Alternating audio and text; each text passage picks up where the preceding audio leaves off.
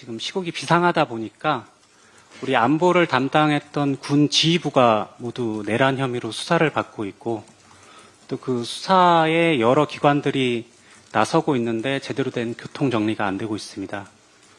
언급하신 수사기관은 공조수사본부와 특검뿐인데요.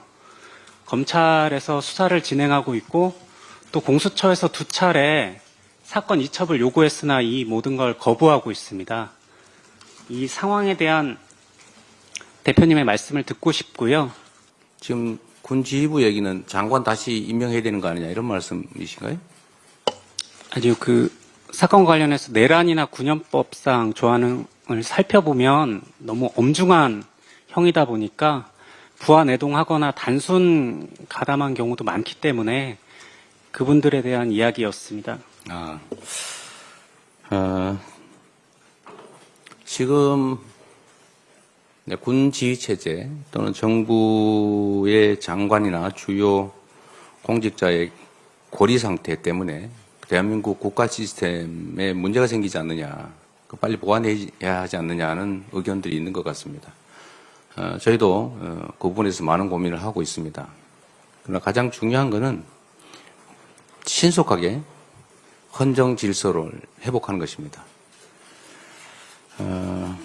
임시조치로 이런 구조적 문제를 해결하기는 어렵겠죠. 다만 대한민국에는 유고 또는 고리시의 대행체제라고 하는 게 아주 확고하게 잘 갖춰져 있습니다.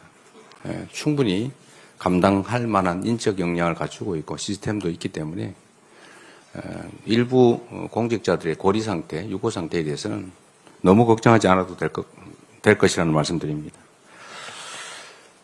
제가 한번 말씀드린 바가 있는데 이 항명이냐 배신이냐 이 논란들이 있습니다.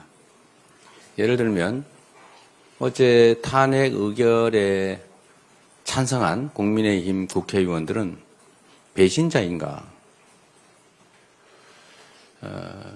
저는 국민의힘이 국민과 국가에 반역했다고 생각합니다.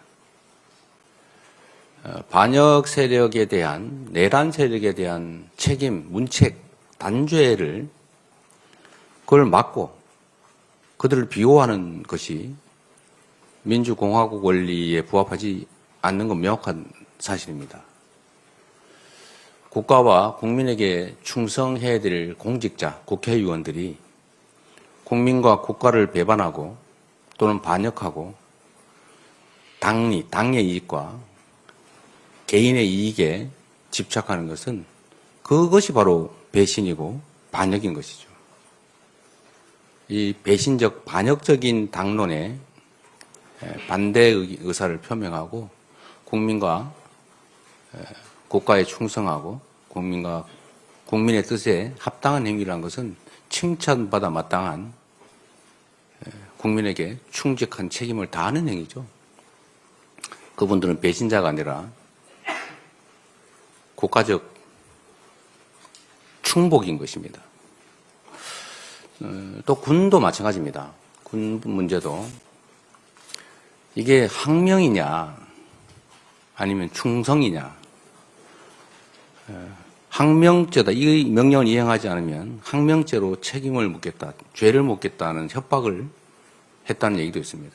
군대는 상명하복이 가장 중요하죠. 하부 지휘관들과 병사들은 그 명령이 옳은지 그른지 따르기가 어렵습니다. 일단 응할 수밖에 없는 그런 상황에 처해 있죠. 그런데 그 명령이 반란 세력에 또는 내란 세력의 불법적인 잘못된 명령이라는 걸 인지했다면 군대 구성원을 넘어서 대한민국 국민을 위한 공복으로서 국민을 위한 공무원으로서 그 책임을 우선해야 되는 것입니다. 이번에 내란에 가담하는 실행행위를 명령받고도 예를 들면 출동을 지연하거나 또는 진압을 태업을 하거나 이런 것들은 사실 항명으로 보이긴 하지만 그러나 결과적으로는 궁극적으로는 국민에 대한 봉사자로서의 공직자의 책임을 다한 것이죠. 어쩔 수 없이 명령에 따라 출동을 했지만 그 명령을 제대로 이행했더라면 사실 오늘의 이 대한민국은 존재하지 않을 것입니다. 여러분과의 기자회견도 있을 수가 없었겠죠. 그들은 항명을 한 그러나 국가에 충성한 그들에 대해서는 벌이 아니라 상이 주어져야 됩니다. 정확하게 진상을 규명하고 그에 따라서 실질적 책임이 있는 고위직 지휘관들을 빼고 그들에게 적극 가담한 것이 아닌 대부분의 하급 지휘관, 병사들에 대해서는 책임을 물을 것이 아니라 기여 정도에 따라 포상을 해야 될 것이라고 생각합니다.